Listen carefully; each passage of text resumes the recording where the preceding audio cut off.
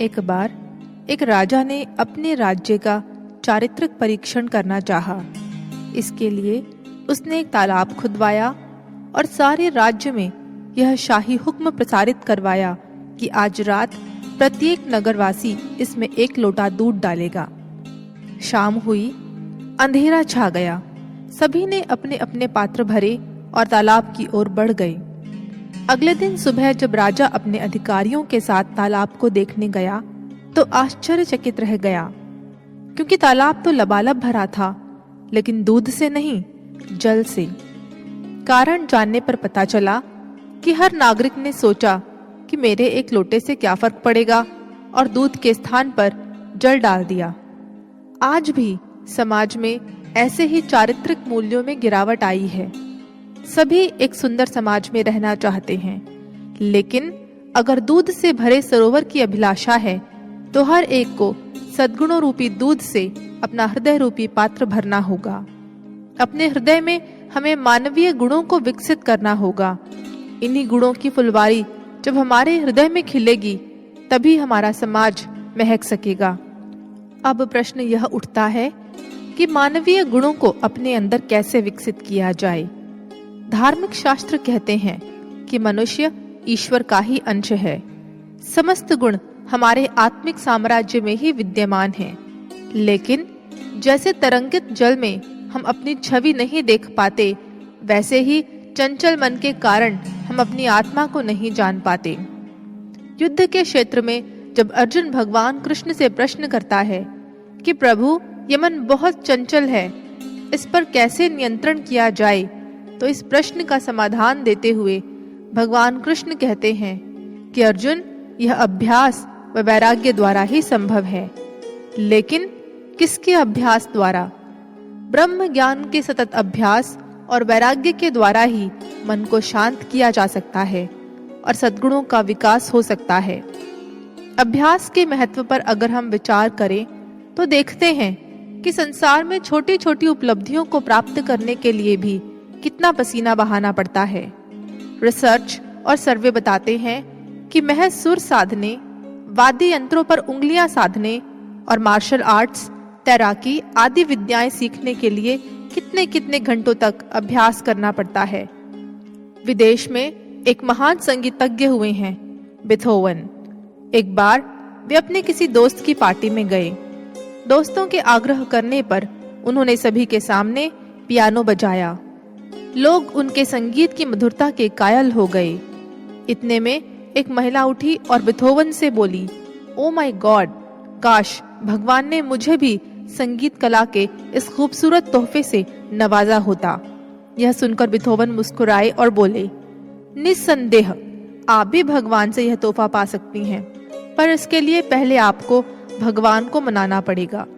उन्हें मनाने के लिए 40 सालों तक रोज 8 घंटे पियानो पर अपनी उंगलियां थरकानी होंगी।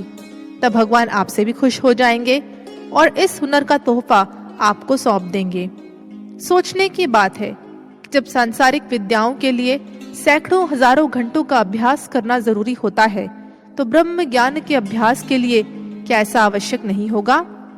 इसमें कोई शक नहीं कि जिसने भी अपने मन पर विजय प्राप्त की, उसने एक लंबे समय तक ब्रह्म ज्ञान का अभ्यास किया। जब एक साधक गुरु की कृपा से ईश्वर के ध्यान का अभ्यास करता है, उनके नाम के सुमिरन से जुड़ने का प्रयास करता है, तो धीरे धीरे उसकी वासनाएं, आसक्तियां व अन्य दुर्भावनाएं नष्ट होने लगती हैं। गुरु उसके मन को अधोगामी से ऊर्ध्वगामी बना देते हैं, विवेकशील बनाते हैं। वह विवेक दृष्टि प्रदान करते हैं जिससे हम निर्णय कर सकें कि क्या सत्य है और क्या असत्य, क्या महान है क्या क्षुद्र, क्या करने योग्य है क्या नहीं, क्या भूलना चाहिए क्या नहीं, क्या त्यागने योग्य है क्या नहीं।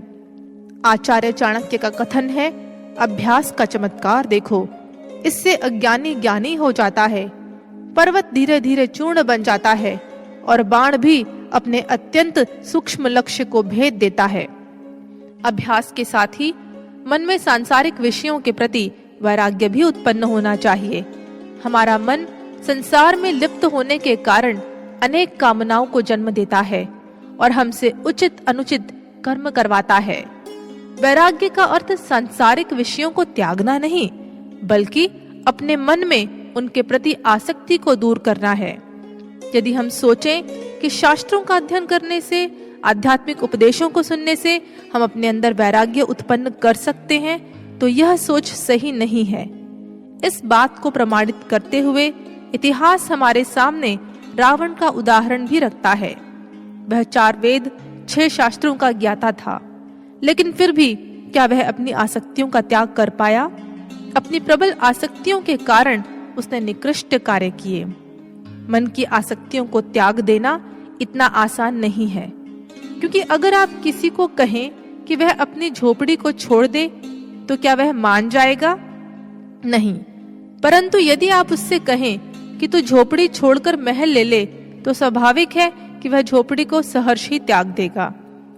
जब मन साक्षात परब्रह्म श्री गुरुदेव के चरण कमलों का ध्यान करता है, उनके प्रेम का रसास्वादन करता है, तो तुच्छ सांसारिक रसों की इच्छा का त्याग स्वतः ही हो जाता है। संत सूरदास जी कहते हैं कि मेरो मन अनंत कहाँ सुख पावे, जैसे उड़ जहाज को पंछी फिर जहाज पर आवे। यही अवस्था होती है मन की, जब गुरु चरणों से उसकी प्रीति हो जाती है। गुरु के चरणों में मन को अपार सुख, अपार शांति की प्राप्ति होती है। समस्त चंचलता विलीन हो जाती है और मन एकाग्रचित्त हो पाता है।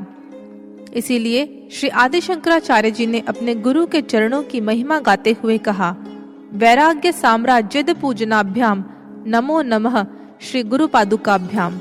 अर्थात मैं गुरु की चरण पादुकाओं की वंदना करता हूँ, जो वैराग्य के साम्राज्य को प्रदान करने वाली हैं। गुरु के पावन चरणों की धूली शिष्य के मन की समस्त अपवित्रता को हर लेने वाली होती है।